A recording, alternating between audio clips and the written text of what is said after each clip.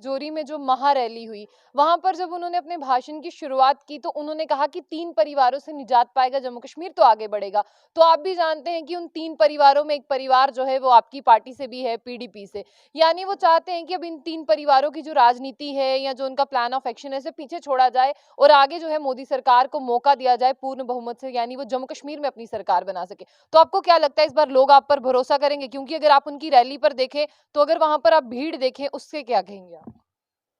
देखिए, जहाँ तक उस भीड़ का ताल्लुक है, इसमें कोई शक नहीं कि पहाड़ी तबका जो है वो 80% से ज़्यादा जो है पहाड़ी तबका वहाँ आया। तो वो भीड़ जो है वो उनके जज़्बात, एहसासात के साथ वो जुड़ा हुआ एक मामला था, इसके लिए वो पहुँचे वहाँ। मैं आप ही के सवाल पे आऊँगी। आपको लगता है कि वो एसटी स्टेटस लेने के लिए भीड़ इकट्ठा हुई थी, ना कि गृह मंत्री को सुनने के लिए?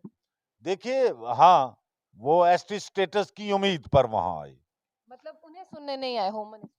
वो उन्हें ही सुनने आए, लेकिन वो अपने दिल की जो उनकी बात थी, उनके ज़हन में जो सवाल था, उसका जवाब सुनने आए थे।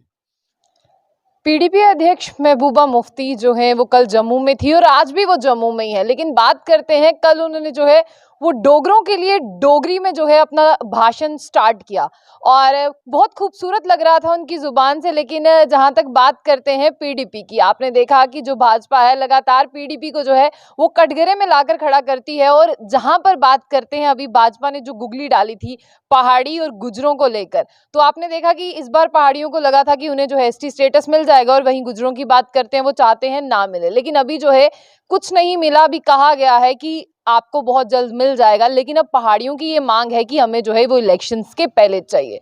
तो हमारे साथ पीडीपी के जनरल सेक्रेटरी और इंचार्ज है पीर पंचाल से एडवोकेट मारूफ खान। इनसे भी जानते हैं कि गृह मंत्री अमित शाह का दौरा जो है वो जम्मू कश्मीर के लिए कितना अहम था और जम्मू कश्मीर जब वो आए तब किस तरह से जो पहाड़ियों की बात करते थे, क्या पहाड़ी उनकी बात से सेटिस्फाइड है? सर बहुत बहुत स्वागत है आपका। शुक्रिया, बहुत-बहुत शुक्रिया। जिस तरह से मैं पहाड़ियों की बात करती हूँ, सबसे पहले फिर गुजरों पे भी आएंगे, लेकिन उन्हें लग रहा था कि एसटी का दर्जा उन्हें मिल जाएगा। अभी हालांकि बोल दिया गया है और गृह मंत्री है, उनकी बात पर विश्वास करना भी बनता है। लेकिन आप वहां से हैं, आपको क्या लगता है ये जुमला है या वाकई में ऐसा होगा?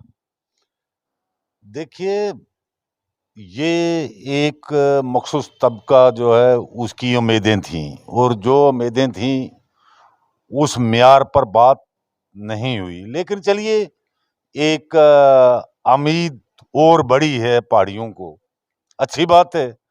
अगर ये जुमला ना साबित हो, ये कही हुई बात हकीकत में बदले। लेकिन इसके अलावा और बहुत सारी बातें थी। एक अरसे के बाद, बड़े-बड़े सब्ज़ बाग दिखाने के बाद हिंदुस्तान का होम मिनिस्टर आए, तो जम्मू कश्मीर के बेरोज़गारों पर कोई बात ना हो, यहाँ महँगाई पर कोई बात ना हो, यहाँ की तामीर व तरक्की पर कोई बात ना हो। सीता पीर पंचाल का सबसे अहम, बल्कि पूरे जम्मू कश्मीर का एक अहम जो मसला है वो टनल का है, मुगल रोड पर। छतापानी से दुबजियाँ टनल, जो बड़े अरसे से मुफ्ती साहब की हयात से वो पाइपलाइन में है। बड़ी उम्मीद थी कि उसका शायद इनागुरेशन करेंगे, संगे बुनियाद रखेंगे, लेकिन ऐसा कुछ नहीं हुआ। जो आंकड़े रोजगार के हवाले से बताए गए, कोई भी आदमी वो आए सामने बात करे कि कौन सा रोजगार दिया गया। फार्म भरे जाते हैं, इंटरव्यू होते हैं, लिस्टें कैंसल होती हैं। दोबारा फिर जो है नए सिरे से एक प्रोसेस शुरू होता है। इससे ज़्यादा तो कुछ हुआ नहीं। महंगाई जो आसमान को छू रही है। जम्मू कश्मीर में एक बड़ी इंडस्ट्री जो है वो है फ्रूट की, जहाँ कश्मीर का व्यापारी जो है वो उस इंडस्ट्री में डायरेक्ट इन्वॉल्व है वहाँ के रोजगार के लिए। वहाँ जम्मू का ट्रांसपोर्टर उसमें इन्वॉल्व है कि वो ट्रांसपोर्ट के जरिया उसको कैरी करता है। तो दोनों जो है वो दुखी चल रहे हैं। 15-15 दिन ट्रक खड़े रहते हैं, फल जो है वो ज़ाया होता है, खराब हो जाता है। ट्रक मालकान जो हैं वो 15 दिन एक ट्रक खड़ा रहेगा, उसका कितना बड़ा नुकसान होता है। तो इस तरह की कोई चीज़ जो है वो टच नहीं की गई। जहाँ तक पहाड़ी का ताल्लुक है, पहाड़ी तबका को एसटी स्टेटस देने का, तो वो एक पुरानी, कई सालों से 35-40 साल से एक चली आ रही एक स्ट्रगल थी, उस पर चंद जुमले कहे गए, तो अब उम्मीद तो पहाड़ी तबका लगाए हुए है। हम भी ये दुआ करते हैं कि ये महज जुमला साबित ना हो, ये हकीकत में बदले, चूँकि ये एक लेजिटिमेट राइट है उन लोगों का, उन्हें मिलना चाहिए। चलिए, मैं इस पर आऊँगी। जब उनकी रजौरी में जो महारैली हुई, वहाँ पर जब उन्होंने अपने भाषण की शुरुआत की तो उन्होंने कहा कि 3 परिवारों से निजात पाएगा जम्मू कश्मीर तो आगे बढ़ेगा। तो आप भी जानते हैं कि उन 3 परिवारों में एक परिवार जो है वो आपकी पार्टी से भी है, पीडीपी से। यानी वो चाहते हैं कि अब इन 3 परिवारों की जो राजनीति है या जो उनका प्लान ऑफ एक्शन है इसे पीछे छोड़ा जाए और आगे जो है मोदी सरकार को मौका दिया जाए पूर्ण बहुमत से, यानी वो जम्मू कश्मीर में अपनी सरकार बना सके। तो आपको क्या लगता है इस बार लोग आप पर भरोसा करेंगे? क्योंकि अगर आप उनकी रैली पर देखें तो अगर वहाँ पर आप भीड़ देखें, उससे क्या कहेंगे आप?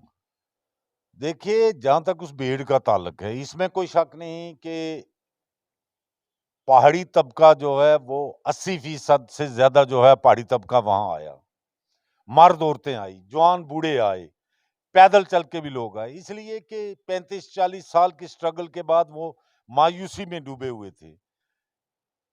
हिंदुस्तान के प्राइम मिनिस्टर ने लाल किला से या पिछले टूर में होम मिनिस्टर ने जम्मू में चंद शब्द जो है इस तबका के हक में बोले, तो उससे उनकी एक टूटी हुई उम्मीद जो है वो जिंदा हुई, उसी को लेके वो वहां पहुंचे।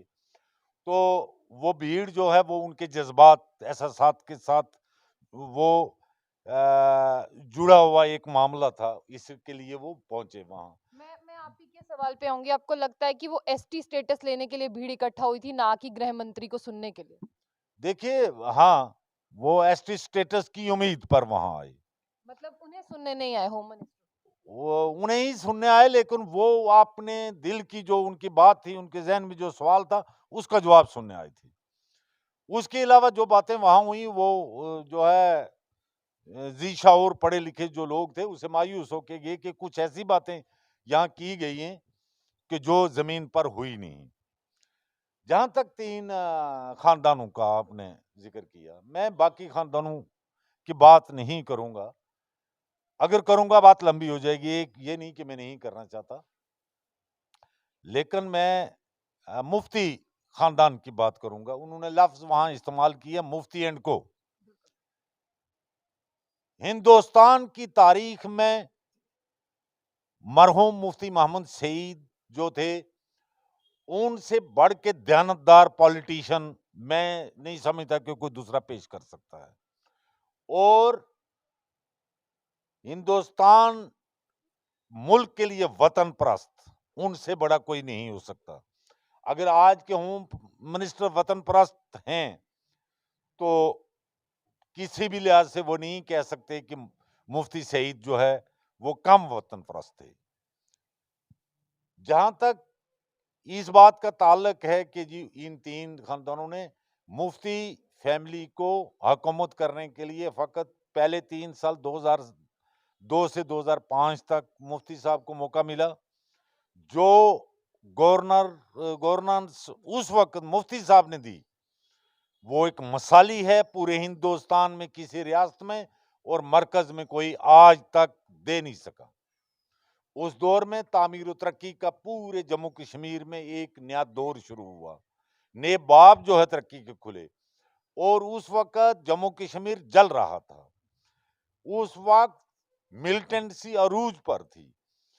तो मुफ्ती साहब ने ताकत से नहीं, ये नारा दिया कि न गोली से, न ग्रेनेड से, न गोली से, बात बनेगी बोली से। और अपनी जहानत, अपनी जो है कन्विंसिंग जबान जो थी, उसके इस्तेमाल से जम्मू कश्मीर के रहने वाले तमाम लोगों को ये भरोसा दिलाया कि आपकी तामीर और तरक्की भी देखी जाएगी, आपके यहाँ के बेरोजगारी जो है उसको भी दूर किया जाएगा, और उसके लिए आपको अमन बहाल करना है। और देखते ही देखते 1-2 महीने के अंदर पूरे हालात जो है जम्मू कश्मीर के वो बदल गए।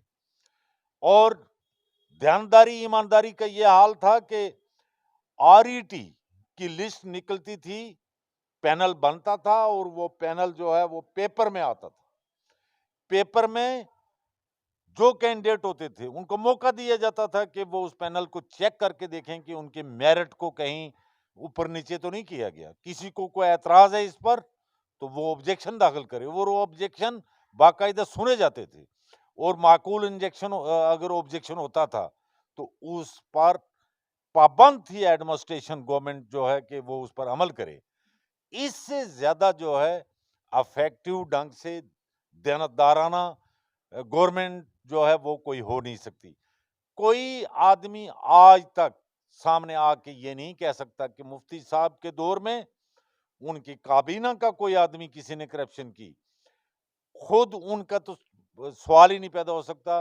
उनकी वफात पर उनके सियासी मुखालफिन ने भी ये माना कि मुफ्ती साहब की दयानतदारी पर किसी को शक नहीं। एक सवाल मेरा है, पिछले दिनों पुंछ से एक ऑडियो वायरल हो रहा था, आप ही की पार्टी के एक युवा सदस्य थे जो कह रहे थे कि इस पार्टी में सारा पैसा मैंने लगाया है, गाड़ियां भर भर के मैं जम्मू लेकर जाता था, और उसके बीच में उन्होंने महबूबा मुफ्ती का बहुत बार जिक्र किया था। अगर हम बात करें तो उनका ये भी कहना था कि मेरा इस पार्टी पर बहुत ज्यादा खर्चा हो गया, जो महबूबा मुफ्ती हैं वो मुझे जो है मेरा पैसे वापस कर दें। देखिए, वो पुंछ की नहीं, वो राजौरी की बात है। वो एक नौजवान था, ना जाने कि उस बेचारे को कुछ ज़हनी प्रॉब्लम है या क्या है, या किसी मुखालिफ पार्टी ने एक्सप्लॉइट किया था। मुझे इस पार्टी के साथ तकरीबन 10-12 साल के करीब जो है हो चुके हैं। पार्टी में रहने वाला जो किसी ज़िम्मेदारी पर हो, उसको कुछ खर्चा जो है अपनी जेब से, अपनी मर्ज़ी से करना पड़ता है। वो ये नहीं कि किसी को देना होता है, कहीं मीटिंग अरेंज करनी है, जलसा अरेंज करना है, कंट्रीब्यूशन करके साथी मिल-जुल के वो काम करते हैं। उसमें कुछ थोड़ा बहुत उसका हुआ होगा, लेकिन जो उसने वो बना के वो पेश किया, वो कहीं न कहीं मुखालफिन का उसके पीछे हाथ था। और कभी भी हमारी लीडर ने अपनी ज़ुबान से किसी को ये नहीं कहा कि आप 10 बोतलें जो है पानी की लाओ यहाँ इस पर खर्चो। वो ना खुद जो है किसी से कुछ बासियत एमएलए, बासियत चीफ मिनिस्टर हो, आज बासियत पार्टी लीडर, वो ना किसी के आगे हाथ फैलाती हैं, ना किसी को ये कहती हैं कि आप अपने जो है कोई खर्चा कहीं करो। ये किसी वर्कर की वो उसकी असलियत अंदर से जो है छलकती है कि वो कितना सही वर्कर है, कि वो वक्ती तौर पर आया, अगर कहीं 50 रुपया खर्चा तो उसको 50,000 बना दिया। तो वो मामूल सी बात थी। वो मैं नहीं समझता कि वो कोई उस मियार का वर्कर भी था कि जिसको पार्टी की एबीसी जो है वो याद हो। चलिए, अब मेरा आखिरी प्रश्न रहेगा। रैली से हमने शुरुआत की थी, आपने देखा कि रैली में कितनी भीड़ उमड़ी और वो भाजपा की रैली थी। तो यहाँ पर आप बताइए कि जिस तरह से अभी पीर पंचाल एरिया की बात कर रहे हैं, रजौरी पुंछ में ही देखिए आपकी अब बहुत से लोग जो हैं वो बीजेपी को भी पसंद करने लगे हैं, बहुत से जॉइनिंग्स भी वहां पर हो रही है। तो ऐसे में पीडीपी जो है उन एरियाज में कहाँ पर जो है वो स्टैंड करती है, और आने वाले इलेक्शंस में क्या पीडीपी वहां से कुछ सीट्स निकाल पाएगी? देखिए, अगर कल आपने कवर किया हो प्रोग्राम, तो गांधीनगर में आपने पीडीपी ने एक मीटिंग बुलाई थी, लेकिन उसमें आपने देखा कि वही मीटिंग जो है वो रैली नहीं बल्कि रैलियों में बदलती गई, और यहाँ तक कि हमें चेयर्स कम पड़ी। चेयर्स और मंगवाने के बावजूद जगह कम पड़ गई, चेयर्स कहाँ लगाएं? बैठने के बजाय औरतें जो वहाँ मस्तूरात आई थी वो तक जो है खड़ी रहीं। तो ऐसी बात नहीं है कि यहाँ अगर जम्मू में पीडीपी और पीडीपी की क़यादत इतनी मकबूल है, तो पीर पंचाल या चनाब में उसकी मकबूलियत कम हो गई, ऐसी कोई बात नहीं है। अब ये है कि कुछ भी है, अमित शाह जी हिंदुस्तान के होम मिनिस्टर हैं, डायरेक्टली इस वक्त जो है जम्मू कश्मीर पर उनका कंट्रोल है। पानी का नाकस इंतजाम, वो बात भी वो सुनना चाहते थे। बिजली का नाकस जो इस वक्त सिस्टम चल रहा है, वो बात भी उनसे सुनना चाहते थे। सड़कों की जितनी बदहाली है, वही जो चंद सड़कें महबूबा जी के दौर में या मुफ्ती साहब के दौर में वो नक्शे पर लाई गई, उसमें कुछ पैसा रखा गया, उन्हीं की तोड़ फोड़ जोड़ कहीं वो चल रहा है, कोई नया बड़ा प्रोजेक्ट नहीं। कई एक पुल जो हैं उनके लिए वो लोग सुनना चाहते थे। एजुकेशन का निज़ाम जो है उसमें क्या बेहतरी आ रही है वो देखना चाहते थे। हेल्थ सेक्टर में क्या बेहतरी आई है वो क्या कहते हैं सुनना चाहते थे। और सबसे बड़ा जो मामला था वो ये था कि नौजवान डायरेक्टली इसमें इस रैली का हिस्सा थे कि हमारी बेरोजगारी, हमारा जो है हमारी डिग्रियां जो बेमकसद बन रही हैं, हम ओवरेज हो रहे हैं, उसके बारे में होम मिनिस्टर क्या कहते हैं। महंगाई के बारे में जो आज का मजदूर, आज का बिजनेसमैन वो परेशान है, उस पर क्या कहना चाहते हैं, ये सारा कुछ वो सुनना चाहते थे। तो आखिर बेशक बहुत बड़ी भीड़ आई, लेकिन वापस जिन जो सवालात वो अपने जहन में लेके आए थे, उनका कोई जवाब उन्हें वहां मिला नहीं, तो मायूस वापस गए। शुक्रिया।